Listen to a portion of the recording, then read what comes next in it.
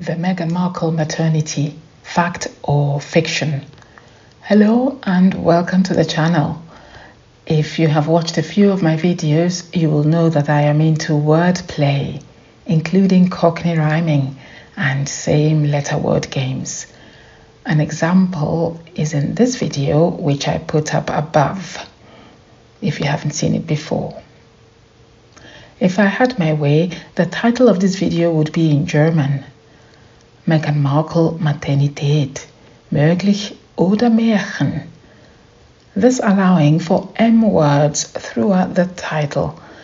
In case you're not a German speaker, I translate for you. Maternität means maternity. Möglich means possible. And Märchen is the German word for fairy tale or fable, as in once upon a time. Much has been said on the pregnancies of Meghan Markle. There are questions, in fact, more questions than answers, which is itself remarkable given that we are talking about royal offspring who are in line to the British throne. Extraordinary that we have so much smoke and mirrors with respect to their conception, carriage, and birth. And more importantly, why is this cloak and dagger of a story about these pregnancies even permitted? In this video, I dive into the medical evidence for and against the veracity of the pregnancies. Again, usual disclaimers.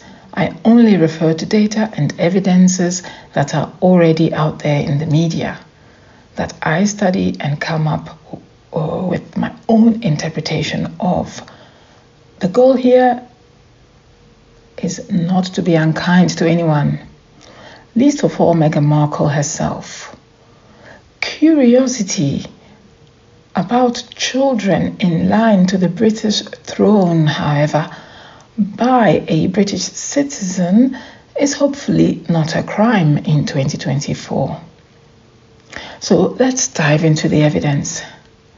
Remember in this video, I discussed my suspicion that Meghan Markle has to have one of the hypermobility syndromes. Of course, I don't know which one specifically. There are so many of them. But hypermobility syndromes all have one thing in common, and that is they cause pain in the joints.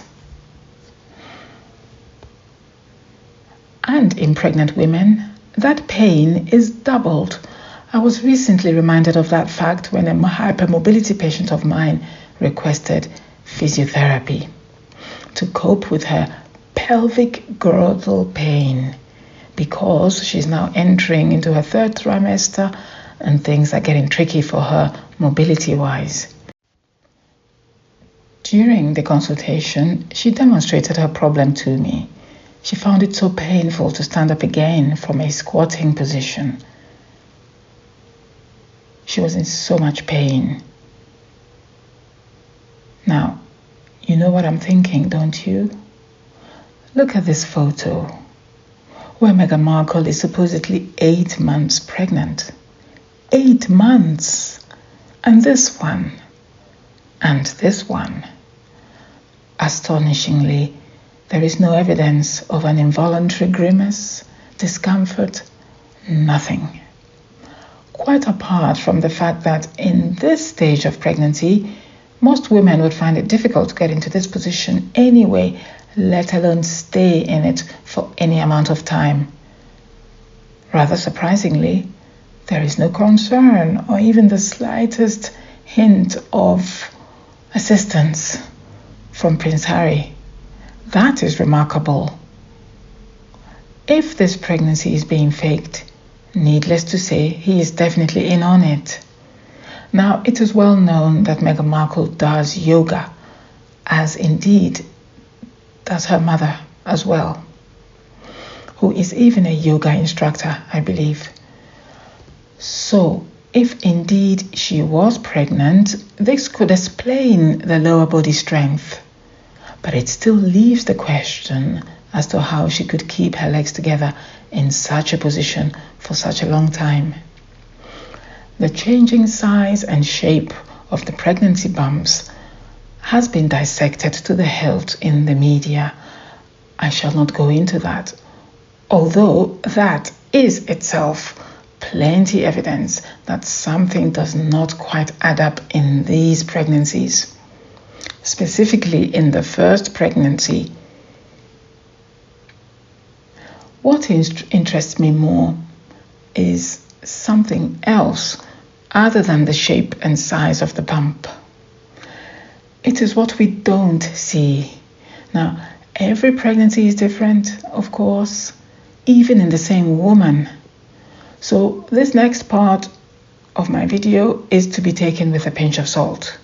It is highly unusual in a woman over 35 to have a pregnancy where there is no weight gain at all, not even in the legs, not even in the hands, not even in the face, in the later months.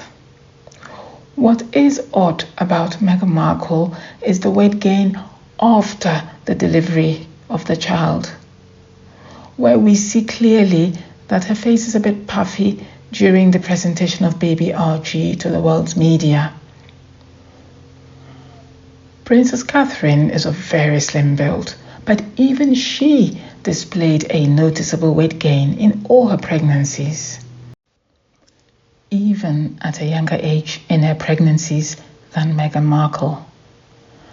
Look at this photo from the baby shower in February 2019, when Meghan Markle is reputedly at 6 months gestation.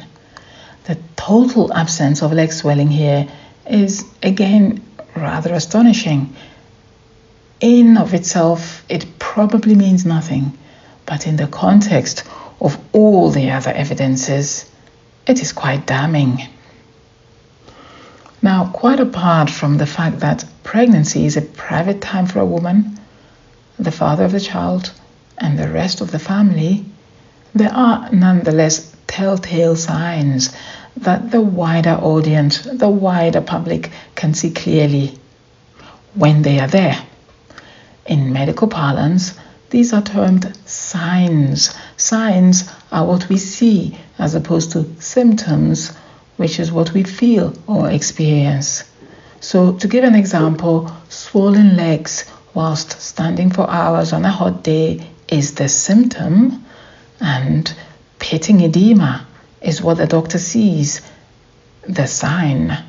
Pitting in this case meaning when the doctor presses on the ankle or the foot or the lower leg, they see an indent implying that there is fluid in the ankle, which of course the finger displaces. In the pregnancy involving Lilibet, this photo shows a very large bump. This in itself is not remarkable for an alleged second pregnancy, where we expect the bump to be usually bigger, on average, than in the first pregnancy. But look at the legs. For this degree of abdominal load, in inverted commas, we do expect a degree of stasis in the legs. What do I mean? Any load or pressure on the abdomen should logically cause a kind of sluggishness of what we call the venous return to the heart.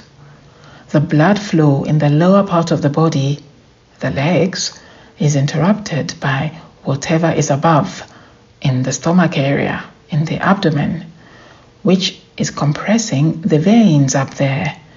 It is exactly like a traffic jam upstream. This can happen with something as transient and as simple as constipation. It can certainly happen with abdominal cancers, especially ovarian, bowel, or liver cancer, or any big mass that is so big as to compress the veins, like a large fibroid or a cyst, or what we call free fluid in the abdomen. For example, due to liver disease, where fluid builds up in the abdomen, called ascites. the effect is the same. Swelling down below in the legs, especially in the feet and ankles, especially in hot weather. This photo was reportedly taken in California, where it is presumably hot all year round. Of course, one could argue that the photo was taken just after she had had her feet up and had air conditioning on her for a significant amount of time.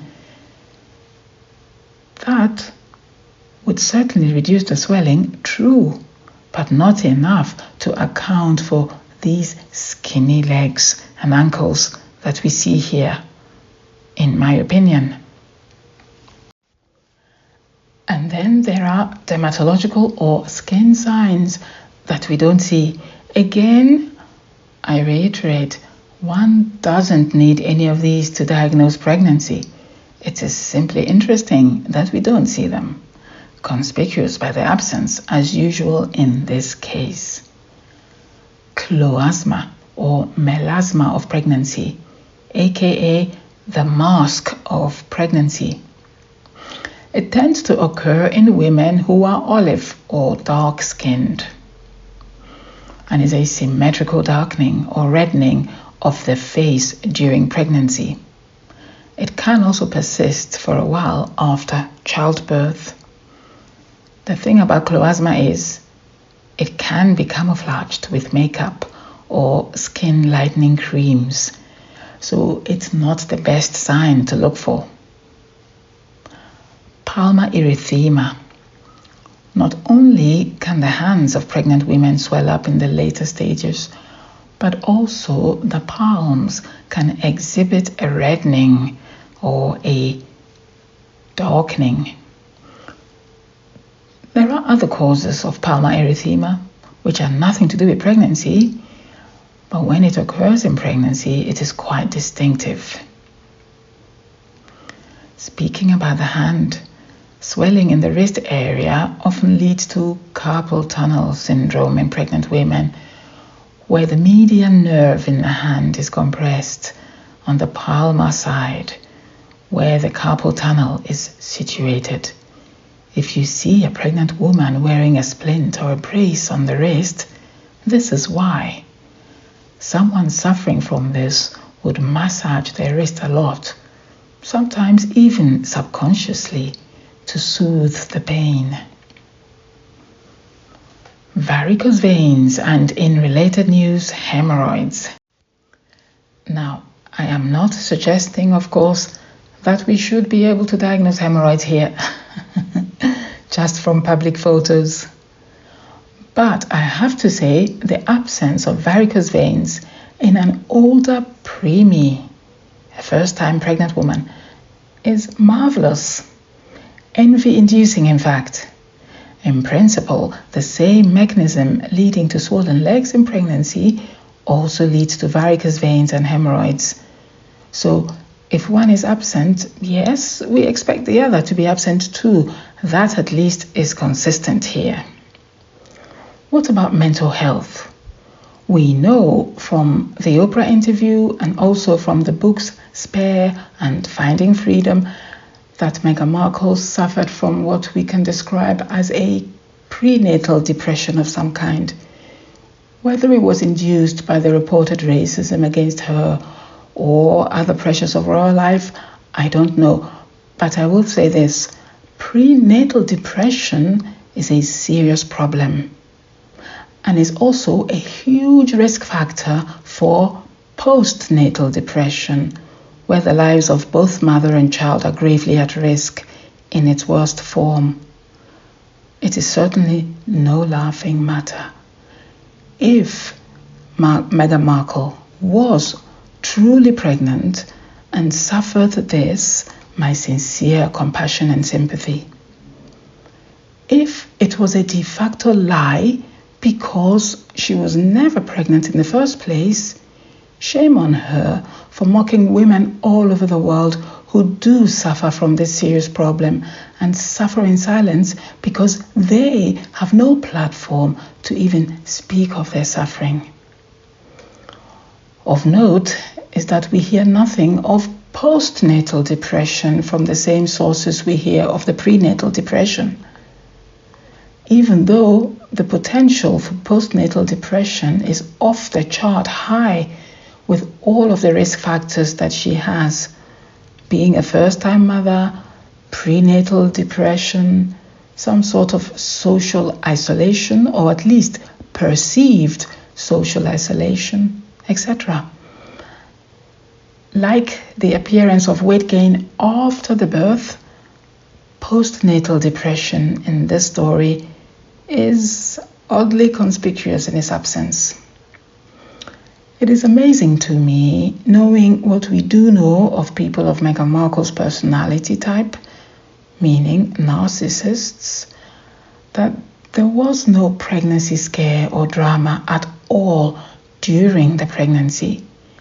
No hyperemesis gravidarum, the severe vomiting that Princess Catherine suffered, no imminent miscarriage, and subsequent obligatory bed rest for 3 months in the first pregnancy that resulted in Archie.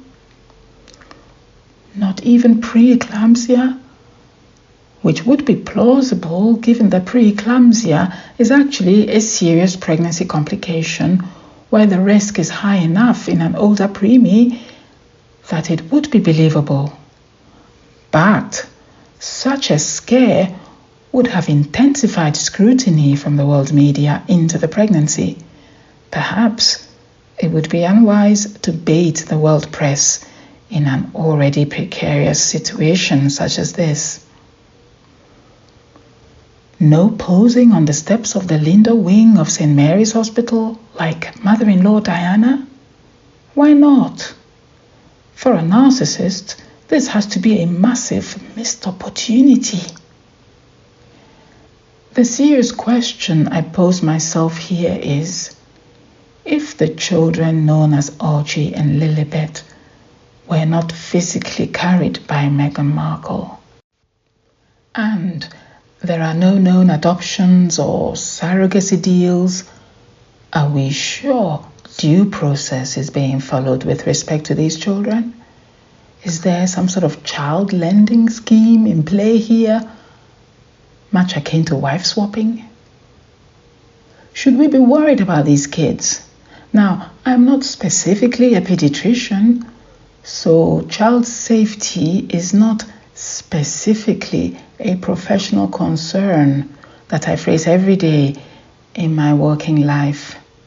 But nonetheless, simply from a social responsibility point of view, shouldn't there be more stringent questions being asked of this couple? God forbid, is a criminality of some sort really excluded? Are we sure? Shouldn't anyone be asking these kinds of questions? What are your thoughts?